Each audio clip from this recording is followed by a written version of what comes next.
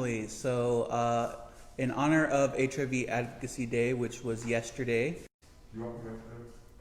Okay, so we wanted to honor those who have been advocates in San Antonio since the HIV epidemic began. So we are going to start. I want to introduce Sylvia de los Santos, who is a HIV negative individual, but she has been a huge advocate within the HIV community. Jerry Juarez, who is a long-term survivor of HIV. I think you've been positive for 32 years, and so he will talk about how he got into advocacy personally and what he's done with it. And then I will have Wayne Wenches come up as well and talk about everything that he's done while being an HIV advocate. So if you guys have any questions or anything, you're more than welcome to put them in through the chat, and we will ask your questions on your behalf. So if you guys want to come up.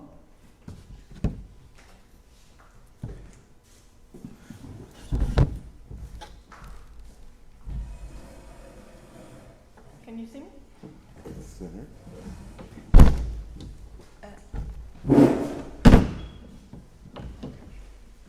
Ladies first. Thanks. So I guess I win in the lady department. So I'm going to go ahead and start first. My name is Sylvia. Leo introduced me already. And my advocacy begins, way back when in the 80s, when I was going to the gay bars, because the gay bars were fun. At that time, I hadn't really worked through my identity and who I was. So I was just enjoying the music is what I made my excuse to go to the gay bars. And so I met a lot of friends, I met a lot of guys there, and I had a blast with all of them. But I'd see them one weekend and then I wouldn't see them the next. And it kept happening over and over and over again, and I couldn't understand it. I said, where are all the guys going? What's happening? I'm not understanding this at all. And so I kept going and asking and looking around, and all of a sudden I read the newspaper a lot. I was very big into the newspaper then, and I always made sure I watched the evening news, and I heard something about a gay cancer. And so I said, well, what is this gay cancer, and is that what's taking all my friends away? You know, I see them one weekend and then I don't see them the next. So ultimately that is what I found out was happening. And what's unusual from now versus then is that this is what we called it. This is what it was known as, the gay cancer. It was also known as ARC, which was AIDS-related complex. It was also known as GRID, which was gay-related immunodeficiency. Those were words that you don't hear about anymore, and probably the newer generation knows nothing about. ARC and GRID and gay cancer were the terms used then. So I kept hearing stories about gentlemen whose families didn't want to be around them, or who didn't want anything to do with them. I kept hearing about so-and-so in the hospitals and things like that. And I go to a church, a Catholic group called Dignity, which is for gay Catholics. And at that time, people were dying quickly. And so we developed a program along with River City Living Church called Food for Today. And we pick up names and referrals from just people on the streets, or people living with someone who was gay who had no one else to feed them. And so my partner and I kind of developed Food for Today. And what we did at our church was develop a program called Pennies from Heaven. And Pennies from Heaven, you know, you threw your change in every week, and with that, we would turn that into money, which we'd spend. And then one month, we would cook the meals, and we'd take them to River City Living Church, and their members delivered the meals to the however many people we had. And then the following month, River City would cook the meals and Dignity would deliver. And so in that process, I got to learn of a lot of people. I got to know a lot of people, and it was really sad. It was really, really sad. We took meals to a woman with 5 children, and we did take meals to all of the children and her meals from. So we were there one guaranteed meal a week. One guaranteed meal a week. We're not sure how they ate other times, but you know, we took care of at least what we had. And it was a warm meal. We included drinks and everything. And so in this process, I tell you all this because this was what really opened my eyes.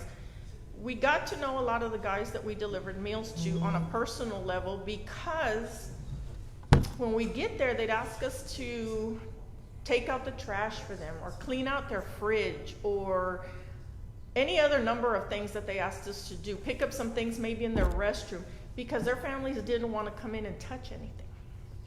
And they'd say, my family's not going to touch my trash. My family is not going to pick up my towels from the restroom. My family is not going to do all numbers of things.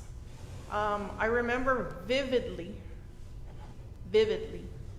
I will never get this picture out of my head, of a man who was in a hospital bed, whose it took 2 friends to get him to sit up so that he could eat some of his meal. When this man got up, we were just barely walking into his room, and he was wearing a hospital gown, and his hospital gown opened. And his back looked like the back of a Nazi war survivor, which is all bones, through the skin. And I never, ever, ever can get that picture out of my head. And so we met another guy also named Mike. I will never forget Mike, who for one particular day, he just didn't want us to just leave his meal there. He wanted us to come in and talk, because he wanted to show me and my partner pictures from his past. And I guess he was lucky enough to live with his family, so that was great. But I guess he didn't have anybody else to talk to. So he pulls out all these pictures, and then he says, I want you to see my room. And he takes us in there, and in his room is a lot of posters and things of Madonna. And I asked him, I said, are you a big fan of Madonna? And he said, no, baby, I am Madonna. And I said, okay, well, you can be whatever you want. That's okay with me. And so I just loved Mike. I got to see him a couple more times, and the following time, when it was also our turn, but I had to work, I asked somebody else to deliver Mike's meal for us, and they called me at work to tell me that Mike was no longer alive. And that just devastated me. And so over and over and over, that's all I kept hearing, because now not only was I seeing them disappear from the bars, I was seeing them disappear from my very life. We did that for 10 years, my partner and I, until I couldn't take any more of the death or anything else. But I said, I'm going to keep doing this, because they need somebody. They don't have anybody. Nobody wants to be around them. And then my best friend gets HIV. And it was different. It wasn't different for me. I didn't want to advocate any less, because I didn't know these other men. But when it became my best friend, my best friend, who was a brother to me. I'd never had a brother. I'd always asked for one, but my mom said it wasn't that easy. So this was the best thing. This was the best thing I could have, was this guy who was my brother. He called me one day at work and said, Sylvia, I need you to come over. And I went over to the apartment he was living at with the person he was with at the time. I rushed over there. I left work, and I said, I've got to go. I didn't ask for permission, which at that time, where I was working could have gotten me fired. I left work. I said, I've got to go. I have got to go. There's an emergency. I didn't punch out. I didn't do anything.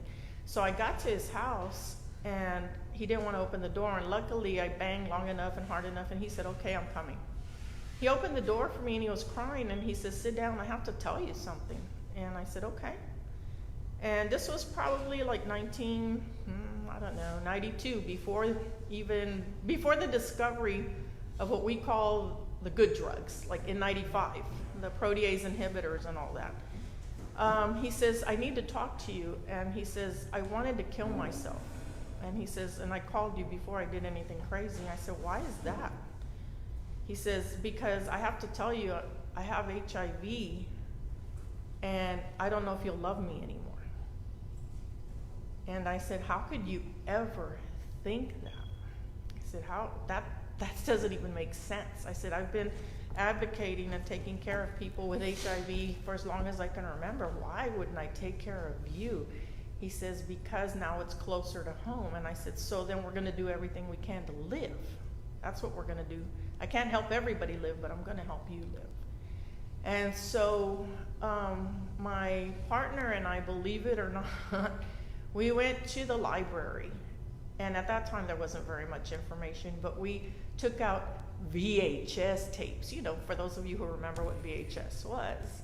We took out some VHS tapes, and we actually saw them together, myself, my partner, and other friends who said, oh no, we're gonna all do this together. We're gonna get him well. And so we all watched the tapes, tried to learn what we could about HIV. We did some reading, as little as there was, but we did that. And fortunately, we ended up meeting someone who was involved in that field, who's probably been positive for 30-something years also, who was in that field and who was able to assist him and us. And so fortunately or unfortunately for him, there were no drugs. I don't know that he would have been serious about taking them anyway. He wasn't very serious then, but as much as I wanted him to live, he didn't want the same thing.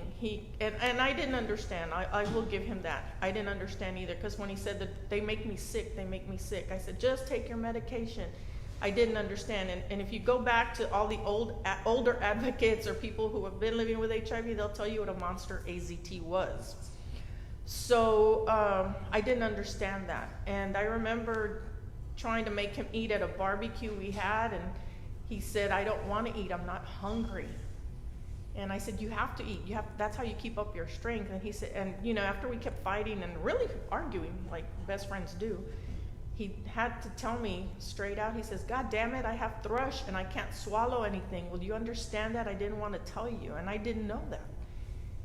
I was on a learning curve just like he was. I didn't know that he had thrush, number one. Number two, I didn't know that it prevented you from eating. And so we learned all that together. Unfortunately, he did not make it, and he lived till January the 8th, 1995. And that, whatever I was doing prior to that, just ramped up everything I was doing. I was 100% sure that no matter what happened with all the other clients that we had when we were doing meal delivery, that was not going to happen to my friend David. And so I set out to make sure that no one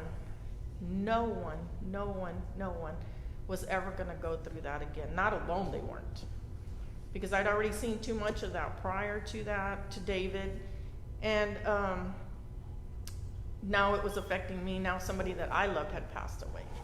And so I went ahead and kept volunteering, making noise at every level that I possibly could. If any of y'all have seen the show Pose, you've seen how strongly they advocate and how ACT UP was a very big thing. We had our own versions of things like that here in San Antonio. There are some people from way back that truly do not get the credit that they deserve in this town. One of them being Fran Mendez. She is unbelievable.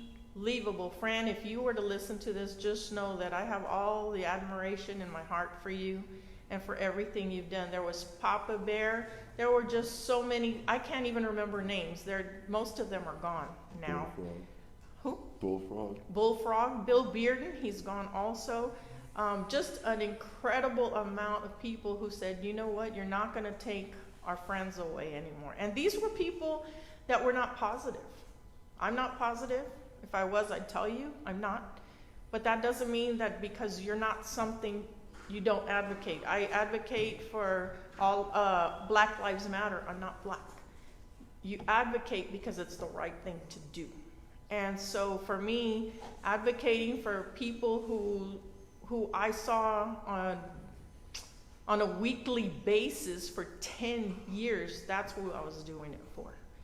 I said, no one is ever gonna die like that again. No one's ever gonna say somebody didn't wanna come take out my trash. Nobody's gonna say, you know, I only have my 2 friends here picking me up off the bed, feeding me because nobody else will come to my house. I don't know how I'm gonna make sure of that, but damn it, it's not gonna happen on my watch. And so I continue to try to do things for the HIV community. I can only do so many from my angle, and I urge them to fight like it matters. Like one of the sayings I hear from my HIV positive friends is nothing about us without us. And there's no more truth to that than you can possibly believe. There is nothing about y'all without y'all. So I advocated on behalf of all the hundreds, probably thousands of meals we served over those 10 years. I advocate for Mike, who is Madonna. I advocate for Gilbert. I advocate for all of them who had no voice, who had no one to advocate at the time because people were too scared. Was I scared? Sure, every now and then I was. I'm not gonna lie. I'd be a liar. I would be lying to you and to all my friends here in this room if I said, was I ever scared? Absolutely not. I remember one time my brother, David, and I were horsing around, and we were doing that hearty laugh where, you know, you're spitting and you're rolling around on the floor and farting and everything else that comes with those laughs, those kind of laughs you have that just something was just too crazy. And some of his saliva got in my eye. And I'm not gonna tell you that for 2 seconds, I didn't think, oh my God, do I have the virus now? Because we didn't know. We didn't know about mosquitoes. We didn't know about toilet seats. We didn't know about saliva. We didn't know about sharing the air. The Sharing the air you breathe. Sharing the air you breathe. Utensils. We didn't know. I didn't think you could have. I mean, we shared utensils in our home. He lived with me. He was my roommate for a few years. Did I share you? I didn't have a special utensil for him. I didn't have a special cup for him. I didn't have a special plate for him. Nothing like that. We lived together because we loved each other. He was my roommate and I was going to take care of him. But we still didn't know. So yeah, I was still just a teeny weeny bit scared. Like, oh my God, he spit in my eye. I'm going to die. You know, did I take an HIV test? No. It's just when you care about somebody and you take care of them, those are the last things you worry about. You worry about helping them maintain and everything. And so my advocacy began very grassroots, not because of anything necessarily that I went through personally, on my level, my body, my sickness, my doctor, my time, but because of all the others whose lives were just like cut way too short, and for all those who I saw alone dealing with this monster all by themselves. How scared must they have been?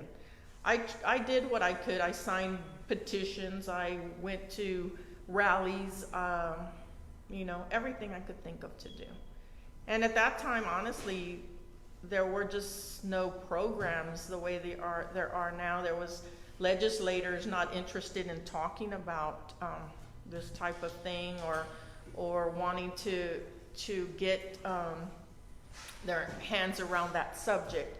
And you know, it wasn't important then, I guess, because it was a gay disease. You know, only gays got it. So what difference did it make? Me, I've always been a conspiracy theorist. I always believed that it was given to the gays so that we could all die off or something. But that's just me, you know. But it wasn't affecting the white man, white, straight, married man yet. So why give it that kind of attention? And so really the fighting had to come from the ground up, because legislators, representatives, nobody was interested. And fortunately, around that time, people with power got interested. Elizabeth Taylor, Elton Elton John, Nancy Pelosi, people who had a voice. If it hadn't been for some of them saying, you know what, it's okay, I'm going to speak out, or I'm not going to be afraid, I'm not sure where we'd be. But I just want to give credit to all the people on the ground, again, like Fran Mendez and Bill Bearden and Papa Bear, and too many others who were there at the very beginning, who said, you know, we're not going to take this and we're not going to do this. This is not what we're going to do. We're going to help people, and we're going to make it happen however we have to. A lot of people say, well, you know, let's not forget to give credit to the lesbians. Well, that's true. The lesbians were there for a lot of it, but that's because our gay guy friends were all being knocked off the earth, you know, so we had to step it up, and we did. And so I want to say, you know, big kudos to all the lesbian girls who are out there who were fighting for all the guys. Donating blood when gay men couldn't donate blood. Yeah, donating blood, changing diapers, changing beds, bringing food, cooking meals, delivering people to doctor's appointments, name it, they did it. And not with gloves on their hands and not with masks on their face. They just did it. I remember also, I just want to add this last part. I remember, for people who think that, you know, this was all just a nightmare, I want them to know it really was. I remember going to visit a friend in a hospital, somewhere over here in the medical center area, I don't remember which one. I went to go visit a friend, Renee, and he was very sick with HIV also, with AIDS at that time. He was very sick with AIDS, and he was dying. And so my partner and I went to go visit him. And so you had, before you even went into this room, you had to get the gowns and everything to put on. And a mask. Gowns, masks, the whole nine, gloves, the whole 9 yards. And then you walked into the next room, okay, that was glassed. You had to walk into the next room, make sure everything was on correctly and all that stuff. And then you could go in the room. And so I said, oh, hell no, I'm not doing all that. And I said, what's it gonna feel like to him if I walk in there like I'm terrified of him? That's my friend. I spent Halloweens and at the bar and Christmases with him drinking. And now I'm supposed to visit him in a mask? Oh, hell no. And so the nurse said, you need to wear that. I don't need to do anything. I know what my hazards are, and that's my choice. And I'm not going to hold any of y'all responsible. I just walked right in, visited with him, hugged him, and said everything I needed to, and we were done. One of the other things I will remember and say that, you know, was very obvious, and people knew and didn't help them wanting to get near someone, was Kaposi sarcoma. It was a cancer that affected gay men, most of them who had HIV. Well, all of them had HIV. Not all of them got Kaposi sarcoma, but a lot of them had it. And I remember going to the clubs and stuff like that and seeing the red blotches on their skin. Well, they weren't blotches. I guess they almost looked like purple lesions on their skin. And so you knew. And I remember some of the queens at these little dive bars, which I prefer myself. I remember them performing in numbers, working them numbers for those tips, honey, you know, got to pay the rent, you know, and they'd wear this sexy dress and then they'd twirl and do this and you'd see the lesions on their back. But still going to do a benefit for their sisters who were in the hospital or who needed to be buried or anything. Sassy performed in a wheelchair the last time. Yep, that's true. Sassy performed in a wheelchair one of the last times she was out. So you know what? Advocacy is not just mine. It was mine too, but there were so many people who did so many things. And for them, I gotta say, really, like, I'm just glad I could do my part. And that's where I came in. Way back in the 80s. Didn't know what it was. Gay cancer. That's all I knew. But fortunately now we're at a place where there's meds and everything else. I just wish people would take them like they're supposed to. Not your mama, I'm not gonna tell you what to do. But it's important because a lot of people saw those struggles, a lot of people fought those struggles, a lot of people signed a lot of papers, walked a lot of steps, cleaned a lot of diapers, picked up a lot of doo-doo, wiped up a lot of urine, wiped up a lot of throw up, so that you could do 1 pill a day. So honor them in the only way you can, and that's by taking your medication.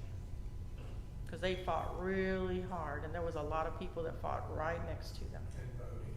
Oh, and vote. Vote, vote, vote for those people who have your best interests at heart. And I think y'all know who they are. And if you don't know, then ask somebody who is doing the work out here. Because this funding at any time can be gone. Yes, John? So, I guess Jerry and I are the only ones who actually experienced the early drugs. The AZT, yes. AZT, The SST, DDI, yes. It was very toxic.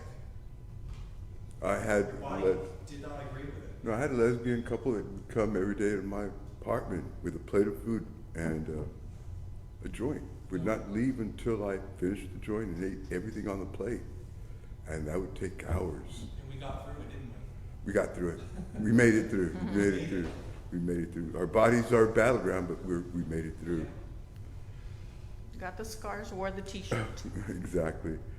My name is Jerry Juarez. I've been diagnosed since 1989, which is about 32 years. And I didn't start my advocacy work until probably 2010, 12, 13, when I was living in Austin. And the reason it took me so long is because I was still dealing with the fact that all my friends were dying off. And I was dealing with the fact that I could have died very easily. You know, yes, I was taking the medications that were basically killing me, making me feel sick all the time, but I was still dealing with that issue of surviving and having friends not surviving and dying. What got me into this is I was at the David Powell Clinic in Austin, and one of my nurses suggested that I could look into the Ryan White Planning Council in Austin Area HIV Planning Council. And I asked her what they did, and she told me they're the ones that help distribute the money that the Ryan White Care Fund brings to the area. So I went to Austin, and when I was living in Austin, I went to the Planning Council meetings and volunteered on 2 different committees and learned what the job was to be. And I learned what the work was there at the council, and I applied for the position finally, and I was put on the council immediately without even a vote because of the fact that I was one of the few people, actually the only person at the time that actually learned and volunteered on the different positions, committees, to see what the job was all about. And so by my 2nd year, I was made an officer, and 3rd year I was an officer. I had to leave in 2015, move back to San Antonio. And here in San Antonio, I kind of was to myself for the most part, because most of my friends had passed away, so I didn't really know too many people, so I started coming to Living Positive. And that was it was really, really helpful for me, because at the time, it was only like just a handful, maybe 5, 6, 7, 8 people who would get together, and Mark would cook us dinner, and we would play bingo, and we'd have so much fun. And I started talking to my friends about it and other people, and so did everyone else, and to the point where it grew to, at one point, we had over 175 members. Is that correct? Here, and this place was so full of people, the laughter that you hear, I miss that laughter. That when everyone was just playing bingo and everyone reading each other. Probably one of the few times when most of those people really laughed and had a good time and forgot about the fact that we're all HIV positive. Just the other day, yesterday, I was involved with the Texas Advocacy Day, which is, we were to speak, it was morning, was about from 9 to 12. We were given all kinds of information regarding the different bills that were up before in the Senate, and the House going to the Senate. And then we were in teams, and those teams we were calling on our representatives and senators to speak to them about the different issues. We had some issues with the links on, but I circumvented those issues, because most of the people we weren't able to meet with. What I ended up doing was I actually called my representative, its office, and my senator's office, and I discussed some of the things that were very important to us. The issues that are up before the Senate right now, and this is where I'm doing my advocacy work, is the HIV/AIDS funding request by DSHS. I do believe it's $1,038 million or billion dollars that they're requesting to continue funding. And I was advocating for the senators and representatives to vote for that.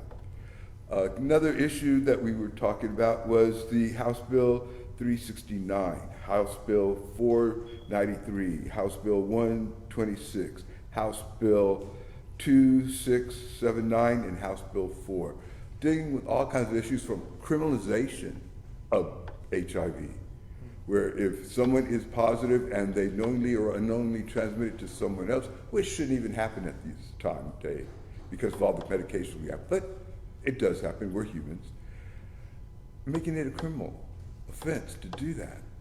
All that does is create more stigma and more people not wanting to get tested. And the only way we're going to be able to end this epidemic is that everyone get tested. And those that test positive, we have a rapid start program here in San Antonio. We are a pilot program, I do believe, here in San Antonio. Is that correct, Leo? Yeah, we are a pilot program here, which is working very well. I've met people recently that were 3 days diagnosed and were already on medications to bring the viral load down. And the way we can beat this virus in the epidemic is that everyone get tested. One of the bills that they're talking about was the opt-out in the hospitals, where you have to actually opt out in getting an HIV test when you go into the hospital emergency room or see your doctors, which I think is excellent, because that way, the more people get tested, the more people know whether they're positive or not, and if they are positive, we get them on treatment, and once we are in treatment, become undetectable, equals untransmittable, and Jared, that is the goal. I'm sorry. Yes. If I may interject at this moment, many people, especially women who I've talked to, because I've done testing also, many of the people who get tested right now, or women that I ask, have you been tested? They say, well, I just went to my doctor. I'm sure they tested me for everything. Wrong. That is not a standard test. That is something you must request. So when women come in and have told me, well, I got tested already. What did you get tested for? Well, they took my blood. No, honey, that doesn't mean it was HIV.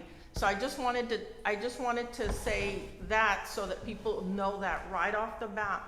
That is not standard when you go into a doctor's office, or even when you go to the emergency room. But these hospitals that are participating in opt-out testing, that means they're gonna test you for HIV, which I would hope at least that would be adopted by all hospitals. But kudos to the ones that are doing it right now. I believe University Hospital is one of them. So you're gonna get tested whether you ask for it or not for HIV. And this way you know. I mean, well, they actually have a sign, they have a sign right over where, after you do admissions, and then they take you off to the side to start doing screenings like vitals and things like that. It's a big old orange sign that just says, if you do not want to participate in your own personal HIV testing, please ask something. Awesome. Yeah, So it's not something easily where you can just go, oh, I don't want it. Right. So I just wanted to say that so that y'all don't think that it's an automatic thing, like Jerry was saying, like, well, opt out. Well, I thought everybody does it. No, not everybody does.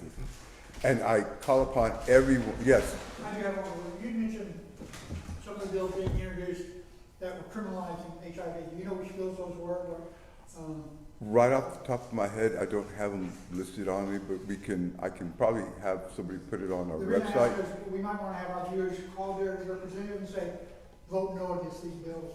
That's what I was going to say a little earlier. I want to get all these. On the webpage later on tonight or tomorrow, or if you want to get more information for next week, we could put you up for a few minutes and you could let us know. Actually, we have a handout from the Texas, what was the name of the organization?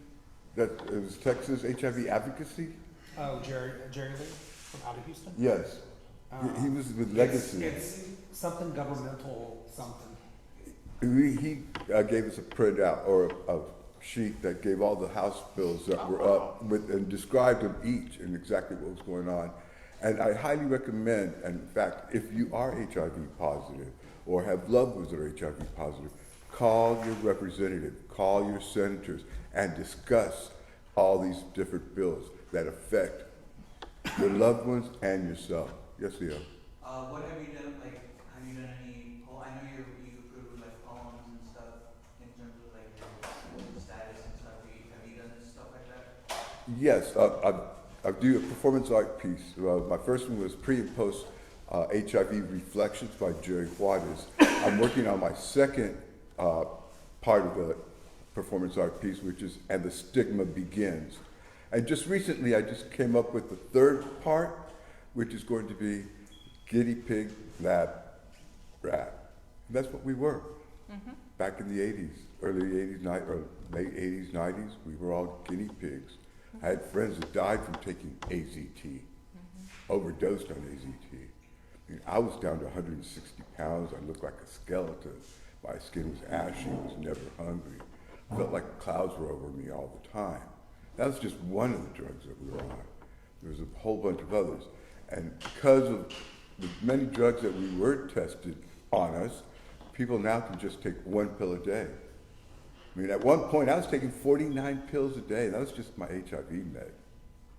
49 pills a day.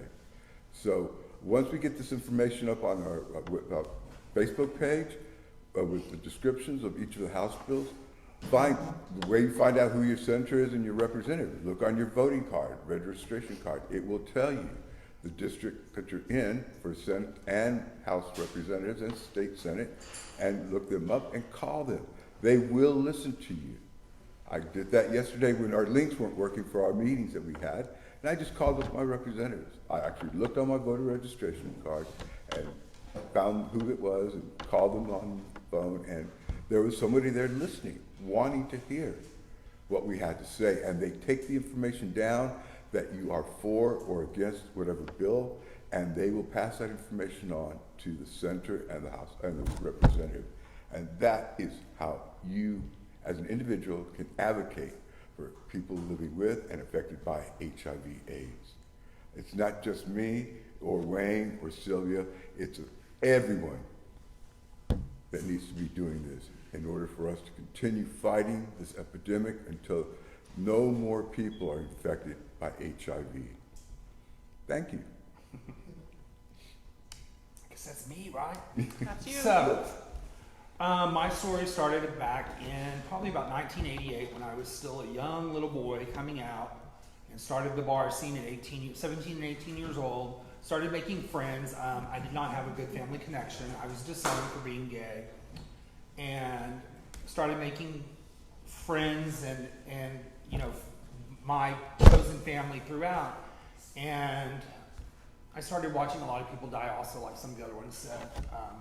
My friends, and it was a hard time. It was very, there was not a lot of hope at the late 80s going into 90. And not only was there not a lot of hope, but then everybody, I mean, you just naturally kind of be like, oh, I heard that, you know, he and them, because we didn't know, lack of education.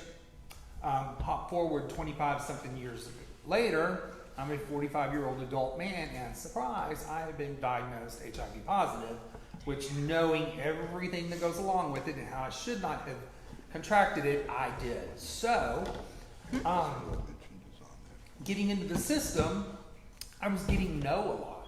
I'd be like, well, you know, and I was asking questions, they would say, oh, no, we can't do anything for you. I'm like, okay.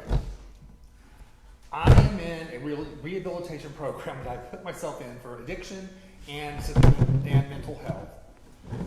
What can you do? Oh, we can't do this, we can't do that. And so I met one of my really older friends that just died actually about 2 years ago. This older man, David. David was like, girl, you have to do what I do. You got to go in there and cry for it. You can't just go in there. So cry, okay. So my very first attempt, I went down with my first thing. I started learning how to get things that like SNAP program and things like that. And I started peer mentoring, and started being peering, and started going with people down to the SNAP office and say, you know, look, I'm his peer advisor. Here's his signed letter from his doctor. And if you get, what the hell is that? There's no way I touched it. My hand doesn't reach that far. Thermometer. So I have to cry. So I started learning, that's how I started learning to do peer work like I do now, is through the steps, taking people down, having their doctor fill out this simple form, front and back, having a sign taking it down there. It shows that you do not work, and then boom, you start getting your help. Well, things started coming up for me, and the program I had been through for Center for Healthcare Services says, well, we're going to help you. We're going to help provide you and get going in housing. Well, as everything else does in San Antonio, it bellies up all the time. And so I just went down there one day, and there was a lady, and I said, well, they told me this. She goes, well, And I said, ma'am, that's not what y'all have told me. I've done everything, and I had every type of documentation of everything that I had done for a year. I was sober, clean. I was actually leading groups of people coming into this program. I walked in an office, and I guess I probably showed my feminine side a little bit. And I looked, and I moved this that wouldn't get broken, and I moved this that wouldn't get broken, and I would move that wouldn't get broken, and I flopped my big old fat ass up on that desk and cried. Not really a real cry, but cry enough that it scared the shit out of her. So you have to go down to some of these offices, and you have to demand that you are treated equal. Absolutely. You have to put your foot down, and you have to demand. A lot of people will be, you can't be, no. That funding is there, and you go get that funding. If you don't get that funding and it's not used by the end of the year, then all of us get it taken away. That much plus 2% is taken away from you. So you lose out. You've got to always, every year when they're doing grants, you've got to be able to ask for 3% to 5% more the following year. So that's where I come in. I've learned a lot of little circles and loopholes. I've been lucky. I've just had a lot of good people around me. I have an amazing care team that I've worked with, and things that they can tell me a little bit of information, but they can't technically, go over there. So I was, Bexar County, utilities. You're not supposed to be up on that 5th floor, but I sure found out the way to go up there, and I tell everybody, you don't want to wait. Go up on that 5th floor. They'll kind of look at you ugly and, well, you're really not supposed to be up here. But since you're up here, we'll take your application. Oh, yeah, and we'll process it 9 weeks earlier than it would be if it was on the internet. Amen. So, and that's how I started advocating. I got, I was HIV, people wouldn't give me help. And my very close friend Harold Miller, who had always done advocacy work in the past, started telling me, well, Wayne, we would do this and we would do that. And I would get pissed off. I said, why doesn't San Antonio have an ACT UP chapter? Why don't we have, I started getting mad and started getting involved other ways, and then started, meeting some of the guys like Greg Kaysen that actually started ACT UP, 40 years ago? Well, yeah, it has been about 40 years ago. Sounds like yesterday, Larry Kramer was another. Yeah, and why isn't this city the size that it is now?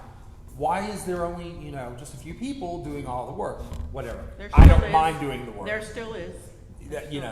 I don't mind advocating whatsoever. And just my point to advocation is I always put my stuff on information online. I'll put my phone number up again tonight.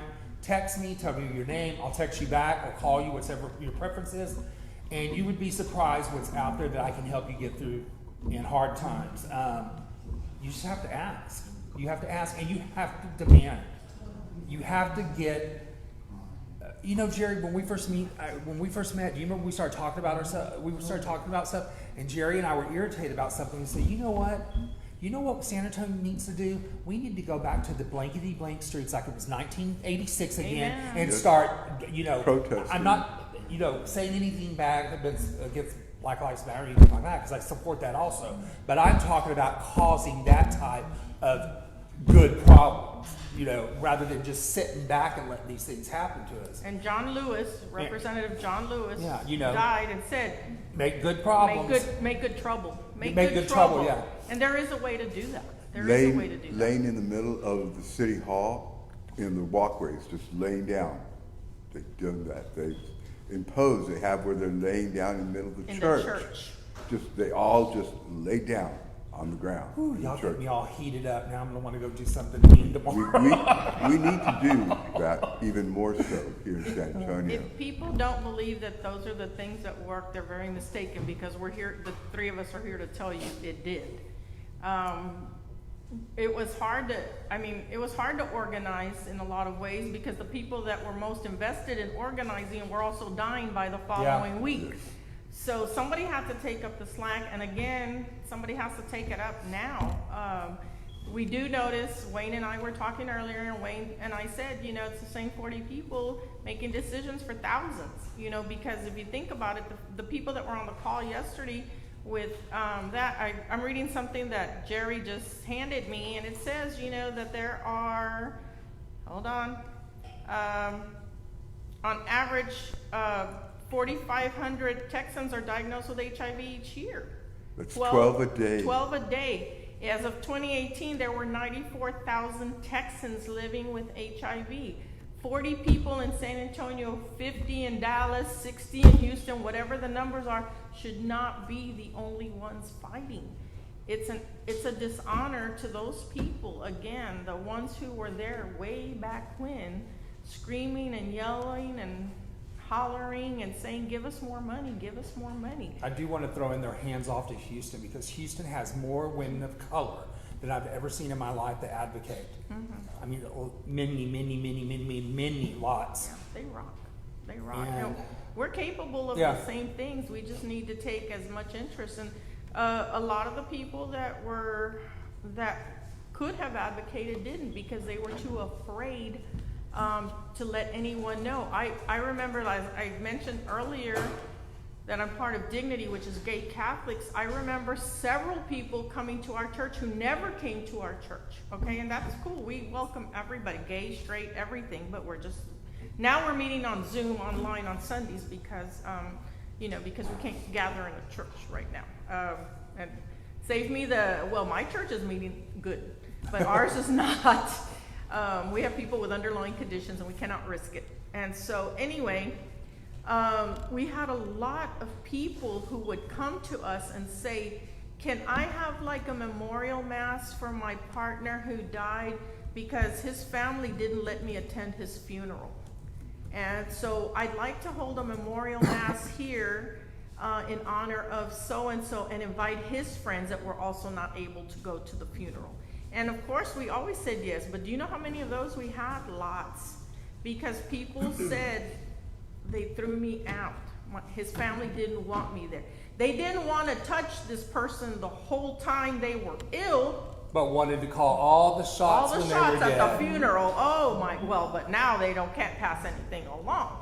So it was left to the people. I had no clue who we were honoring at all of those masses, but you know what? It meant something to this person, and so we honored them. We honored them with their own service, built the way that person wanted, what they would have done if they had been able to be at their ex's or their partner's funeral at the time. And what Jerry and Wayne are saying about medication, I remember one of the persons that we delivered meals to, I guess I want to say late 80s, early 90s.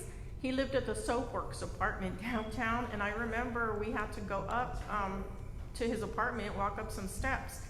And so my partner and I, one of us would be busy yakking with the person so that they didn't feel like we're just throwing a meal at them, and the other one would be taking the meal out of the, where do you want me to put it? Do you want me to put it on the stove? Would you like it, in the fridge? What would you like to do with it? And one of the guys said, because we made sure there was a drink and everything, some snacks for later. And this was with pennies from heaven. Remember, we asked for change. We didn't ask people to donate money. We asked them to donate any change they had in their pocket. That's how we built it. What he asked me to do was get a glass for him from the cupboard, because he was going to drink whatever we had taken him. And I opened the little cupboard, and when I opened it, it's a standard little cupboard. I guess if you had glassware, you could probably fit 12 glasses in there, standard glasses to drink. That whole cupboard, there weren't 12 glasses in there. There were over 30 bottles of medication in there, all related to his HIV.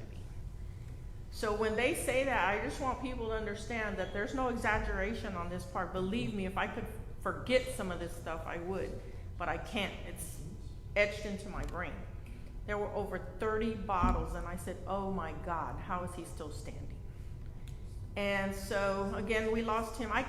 We have a list a mile long of all the people we lost in the 10 years from all the meals. But you know what? But we have a good list that may not be a mile long, but Yeah, at that least we- a list of longtime survivors that are still Exactly. here. But we did it because it was the right thing to do, because people didn't want to and people were afraid. So, given the chance, some of them may have fought. I don't know. But they didn't live long enough to be able to, because things just weren't cool where you could do it at that time. So all of those things that they're saying are legitimate, because I saw it also. You know, the space suits to go visit a friend, you know, in a hospital, you know, the wear all these gowns and gloves bullshit, you know, all that stuff.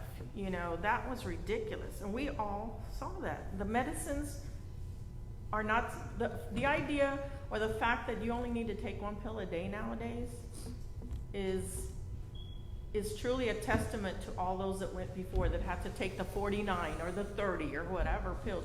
I was floored. I think everybody that I talk to here or knows me for Living Positive knows that there's not very much that can make me silent, I guess you would say, because I talk a lot and everybody knows that already. But there's not a lot that can take, shut up, Santiago.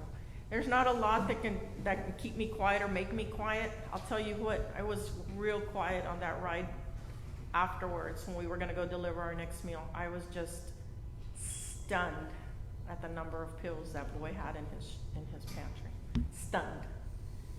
And yet, you know, like I said, the families didn't want to be around, but they sure wanted to be there at the funeral and not tell the partners to come. I think the biggest thing that disgusted me about stuff like that the few that I had seen, is you would walk up to a casket and there was someone that you absolutely had no clue who that person was, because they didn't live their physical life by what was being represented in a casket. Mm-hmm. They didn't look at all No, like they were. families had done things to them, and Lesion-ridden bodies on skin-covered Cut their skeletons. hair. Assuming they had an open casket, Yeah. because at that time there were so many cremations. It wasn't even worth keeping the casket open. It was a bad time and it was a scary time. So I'm gonna go back to the one pill once a day, and I'm so tired, I just forget. If my friend at the Soap Works, who I took meals to for several years, could remember to take 30, I promise you can remember to take one. I promise you can. Now, I know we've talked about a lot of things that have actually brought tears to my eyes because it brings back really bad memories. But I want to leave on a positive note that each and every one of you out there can do something by simply calling your representative. We're going to put the information that I received from the Texas HIV Advocacy Day, and we're going to put it on there with each of the bills and the talking points. You need to call and your representative and your senator and tell them what you feel about the HIV bills that are ahead. Get your friends and family to call. Get everyone to call. That's how each and every one of you out there can help us and help yourself. And if you don't know who your representative or senator is, like you said with your card or whatever, I promise you, call Joaquin Castro. You may not be in his area, but whoever's in his office, they will tell you where you need to be calling and where to be going, because that family is so Texas bound and San Antonio bound. They'll point you in the right direction. You can call the sheriff's office. They can even tell you some things. Call the Bexar County Voting Commission. They can tell you. So Voter registration, card. It doesn't take very much effort to know your area. Diego Bernal also, if he's not your representative, Yeah. he'll tell you who you need to talk to. And I'm sure all the representatives and senators in Texas will do the same thing. We'll direct you to the correct person to speak to. And that's how you can help individually, by advocating for yourself and for other people that are living with and affected by HIV. That way there can be more and more people like myself and John that are long-term survivors, 32 years. I know people are 38 years. Renee was 35. Michael? No, Michael Renee. Michael was 34. 34 years. So help yourself by helping us by calling your representative and senator and discussing the different bills that are about to go to front of the House and the Senate regarding HIV/AIDS funding. Because this is Texas after all, and if you don't know already that for as many people that can have the potential to call in that oppose these bills, there are that many who will call their senators, representatives, or whatever and say, no, I want that bill to pass. There's just as many of those. So we've got to be bigger in numbers and bigger in efforts than they are. Because we showed it in Georgia during the presidential election. That's why there's all the voter suppression laws. Because the people in Georgia turned up and turned out and said, we're not gonna take this. And they showed up and they scared the hell out of them. So here, let's scare this red state a little bit until we turn it blue, just the way Georgia did. Does anybody have any questions or anything, or want to share a remembrance or something that maybe? Yes. So I know I'm going to share some stuff next week, I guess, but I'm going to share this with you. So you were talking about what made you go in silence, so I'm going to tell you what made me go. So several years ago, I belonged to the International Court System, which is a fundraising organization. And one of the people in there, the head people in the pool at the time, every year she did something different, some sort of national fundraiser. And I could not believe this. What it was for Mexico. And if you were dying for an opportunistic illness, you died from an illness related to AIDS, they wouldn't bury you. They would dig a ditch, and they would drop you in there, and that's where you went. Wow. So her national fundraiser was to raise money for body bags, so we can at least cover those people up. And we literally had a fundraiser with drag queens and everything to raise money to buy body bags, so that people in Mexico would just be laying in a ditch with their bones and everything else exposed. And it literally was like, we have to what? And I would tell people, and they didn't believe me, like, oh, I'm like, no. There's a lot of stories. There's a lot of stories that don't seem real, but they're only real if you live them. Money for body bags. They're only real if you live them. And I want to throw something at that we have not mentioned ever yet. We've talked about different people that help out or whatever, and the lesbians and things like that. We need to remember our brothers that do drag, because I can promise you, when there comes time to raise money, they're out there. They're like this thick. I've seen, different. With the court, the way that it is in San Antonio, they've literally raised millions and millions of dollars, where they took no money for that. Drag is not a cheap hobby at all. It costs a lot of money to look that cheap. It costs a lot of money. So just them, thank you for the help that they do. Thousands of dollars. Yeah. Oh yeah. Oh yeah. Thousands. Yeah, if it hadn't been for a lot of the drag queens, a lot of other people would not have been involved. They were, like I said, I tell you the stories of the drag queens that I saw at my little favorite dive bars, with their Kaposi sarcoma, purple lesions on their back, twirling and jumping and collecting them dollars, honey. Yes, some of them kept their tips, but most of them just put it in the basket and said, this is for my sister who needs to get buried. This is for my sister who's in the hospital. This is for my sister who needs meds. This is for my sister who needs food. They did it. They did a lot of it too. And one of the front line that we need to also give praise to are the doctors. The doctors that go above and beyond what they really need to do. Dr. Bullock, Dr. Barbara Taylor, Dr. Serrano, my doctor. Dr. Martinez. Dr. Martinez. Central Med, Amanda Miller. They are out there as well fighting. Monica Delgado. Miriam, I can't think of Miriam Santillan. Yeah. Don't think it's lost on any of us what you do on a daily basis. We watch you, we see you, we know. And thank you, doctors, for doing what you do for us, and the nurses as well. The nurses are incredible. Did you, I'm just curious, because you talked about the gentleman that took like 30 pills a day. I'm sure everybody has seen the movie or knows about the movie Dallas Buyers Club. Did you ever run into any clients who literally had to go that type of route to get their medication? I know of a person, and I'll never say the name, but I know of a person in San Antonio who at that time, because it was that way, would collect drugs, go to the, just very much like Pose. He would go to the houses of the people that were dying and collect their drugs. So underground, when somebody said, well, so-and-so can't get their whatever, oh, well, I just happen to have some. And, you know, wasn't anybody gonna talk against it? You do what you need to, Daddy, you know? Or they switched my meds, and him and his, well, I won't say that because then they might identify. Him and some family members would say, we'll go pick them up.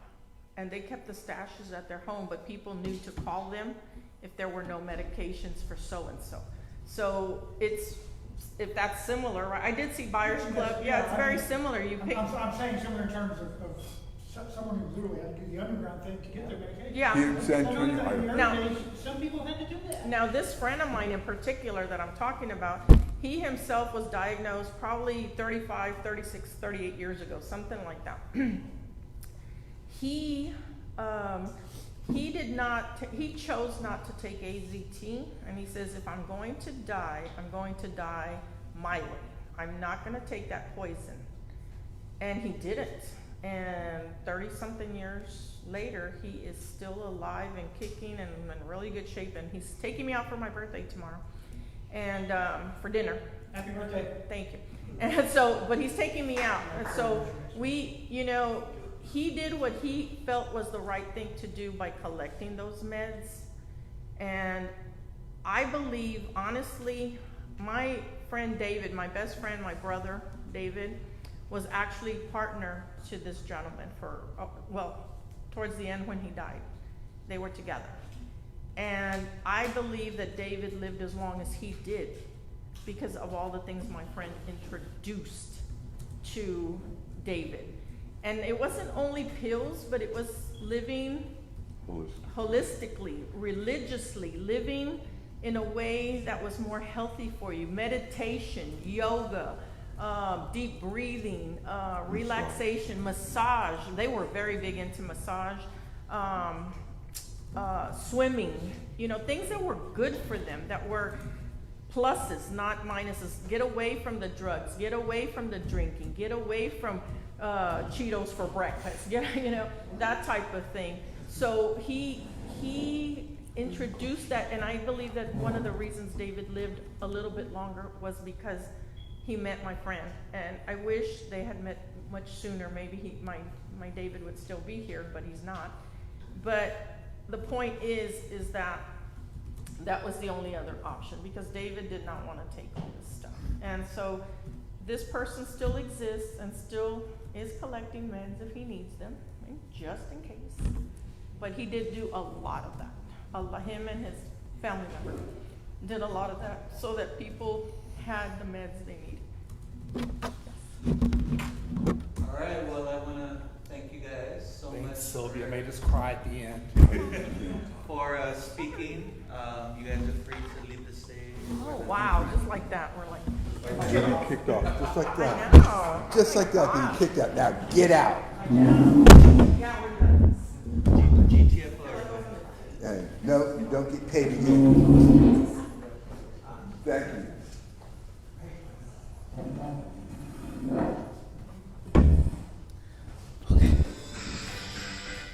Really? Go on. Okay, so I want to thank again Sylvia, Wayne, and Jerry for talking, and I know that it brought back some painful memories. So thank you guys for sharing. Next week we will have 3 other individuals come up and speak on their advocacy that they've done, and so we'll be joined by Michelle, myself, and I believe Mark will be talking as well, so be on the lookout for that. April 10th, just so you all know, we are having a drag show, and Living Positive will be in charge of the raffles. We will have 3 raffles available for you all to bid on, so please come out and support not only Woodlawn Point, but Living Positive as well. There will be drinks and snacks available, so you can get drunk while enjoying some people looking stupid on stage. I know us Living Positive members are going to be on stage performing, as well as Mark and his better half will be performing as well. So, you know, that's honestly the main reason you all should come out, is to see us make fools of ourselves. We're all going to be dressed in little skimpy outfits with just nothing but underwear on.